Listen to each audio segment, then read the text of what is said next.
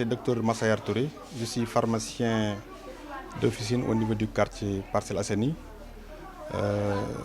Je travaille en collaboration avec l'établissement Al-Ikhlas qui tient une consultation médicale tous les ans ici au niveau du poste de santé de Mbour 2. Ça, c'est la 4e édition, si on peut dire, hein, parce que cette année-ci, avec l'avènement du Covid, on l'a programmé tardivement. Raison pour laquelle le risque qu'on devrait avoir, on ne l'a pas. Même heureusement, on a eu à consulter 86 à midi, on a consulté 86 personnes. Et parmi les 86, les différentes pathologies qu'on a eu à rencontrer,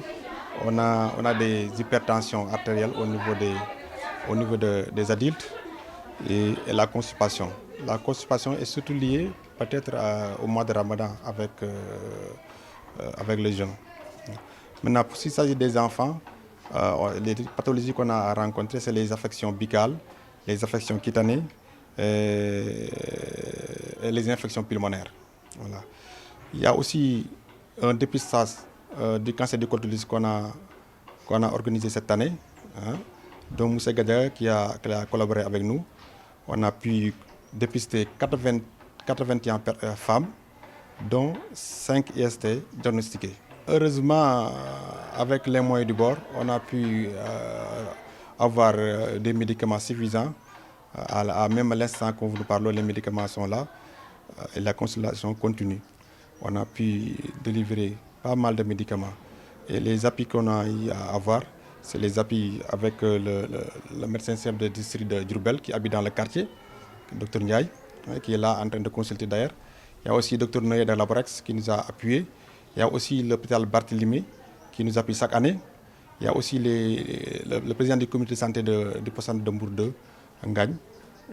qui nous a aussi appuyé avec l'ICP. Tey consultation bi boo xoolee li mu demee nii sax Covid bi moo tax ndax dañoo xam ne xam ne ñoo ngi ci période épidémie moo tax daanaka teeluñu koo préparé wante alhamdulilah bay sant yàlla ndax liñ ci doon mébét yëpp yàlla defal nañu ko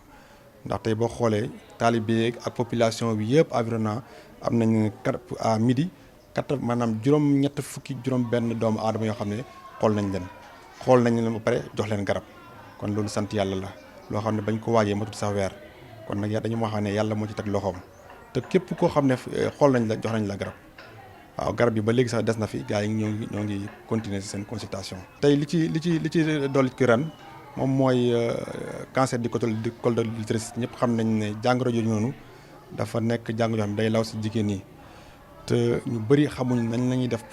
pour mën koo seet tey nag avec ku ñuy wax monsieur Gadiaga moo ñu jàppale ba nga xam ne tey def nañ dépistage cancer du col de l'utérus tey waaw dépistage cancer léegi nag jot nañ fee xool dépister 2 fukki jigéen ak benn bañ xoolee 2 fukki jigéen benn xool nañ si juróom yoo xam ne ñoom am nañ ay infections sexuellement transmissibles waaw après dañ leen jël sa à charge ñu référé leen ñu continuer seen i traitement ak seen i suivi. macha allah personnel bi moom boo xoolee dañ ci sant yàlla ndax dafa quartier bi am ñoo xam ne ay médecins lañ ay infirmiers lañ dëkk si quartier bi ñoom ñooy ko def chaque année ak ki nga xam ne moom moo nekk chef de poste santé bi moom tamit dañuy jàppale ak personnel bi. kon boo xoolee docteur Ndiaye nga xam ne moom mooy médecin chef de district de Diourbel moom si koñ bi la dëkk ak jabaram ñoom ñëpp médecin la ñoo si jàpp ak seen waa kër ak ñeneen wax dëgg yàlla loolu lañ ci sant yàlla bu baax ndax ñëpp ñu si jàpp rek si koñ bi lañ dëkk amul kenn koo xam ne jóge na si biti à part ñi ngi doon def dépistage cancer du col de l'utérus bi. jago yi ñu fi nemmeeku nag boo xoolee ci mag ñi tension moo ci gën a bëri mag ñi moom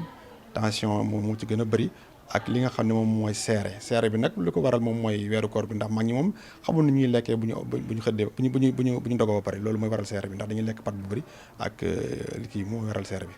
ak el problème ulcère ndax ñëpp xam nañu weeru koor lañu nekk boo yoree problème estomac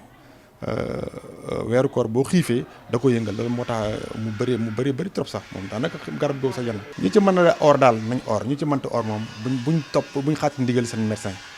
bi ku ñu ci wax bul or waaw loolu daal moom la ñuy jox ndigal ku ci am sa kii na garab nga ko jël régulièrement te puis éviter yenn lekk yi daal. Je me nomme El Hadj Amadou Diagna, je suis conseiller du quartier, du délégué du quartier Mbour 2. J'apprécie le geste, la consultation gratuite, elle est toujours la bienvenue dans la mesure où elle participe à la santé de la population. qui est un facteur très important. Que sans la santé, on ne peut pas vraiment vivre, surtout en cette période de Ramadan. Nous saluons vraiment cette initiative. Daara ji mënoon naa yem ci jàngale que daara jàngale waaye daara moderne mi ngi ci boole consultation gratuite di saytu santé taalibe yi waaye woolaale population bi yëpp kon dafa mel ni état bi la ko defal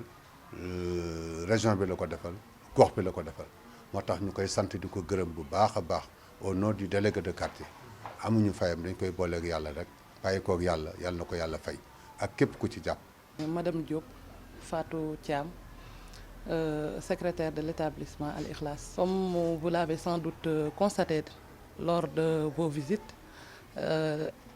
l'établissement Al Ikhlas, c'est une structure de daara traditionnelle et de daara moderne. Le daara moderne est une continuation du daara traditionnel. Notre directeur, soucieux de l'avenir de ses talibés, ses ndongo daara, car conscient qu'on doit certes les préparer à leur vie future, c'est-à-dire celle de l'au-delà, mais également il est indispensable de les aider à mieux grandir afin de se faire une place dans ce monde moderne. C'est pour cela qu'on a instauré l'école élémentaire ainsi que la garderie d'enfants, les garderies d'enfants du moins, celle de Fatimatou Zahra qui a fait une extension à Fayou sous le nom de Sokhna Khadijatou Ndiéguène. Également l'école franco-arabe Imam Hassan Cissé et le CM Al Ikhlas, dirigé par monsieur Mamadou Lamine Diomboho. Nous tenons une activité de consultation médicale gratuite ainsi qu'un don en médicaments parce qu'en général, les talibés ainsi que les populations démunies n'ont pas souvent accès aux soins médicaux. C'est pour cela que le Daara, étant avant tout une structure islamique, a trouvé nécessaire de faire cette journée lors de sa grande conférence bisannuelle. Parce que cette conférence, c'est surtout une semaine de partage et d'action sociale à travers plusieurs activités, comme on l'a dit. Et parmi ces activités, cette journée de consultation gratuite est la majeure. On travaille avec les moyens du bord, comme l'a dit le docteur,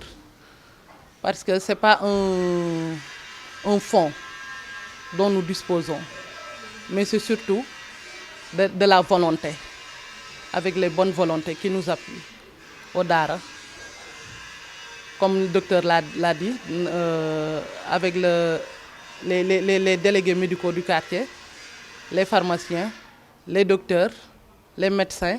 c'est grâce à eux que cette journée a pu avoir lieu. bisu tey bi du lenn lu dul daara ji comme tudd daara Al Ikhlas buñ ko waxee mooy ak sellal nag dafay ëmbanteeg ci jëf ci wax ak ci lépp te gis ne ak liggéey ak njàng mi ak lu mën a doon ci yëngatu yi benn mënu cay taxaw na mu war a taxawee te wér amul comme wér mooy li nga xam ne mooy fondement bi mooy tax ñu ni at bu nekk ci ndimbalal yàlla ñaari at yu ne bu ñuy amal journée bi danañ fexe ba amal bis boo xam ne moom la ñuy jaglelante ak mbokk yi nga xam ne ñi ngi àndanteeg ñun ci liggéey bi jiital ci docteur Touré mii nga xam ne macha allah suñ ànd ak moom nekkul ñaari fan nekkul ñaari at diggante bu yàgg la àndanteeg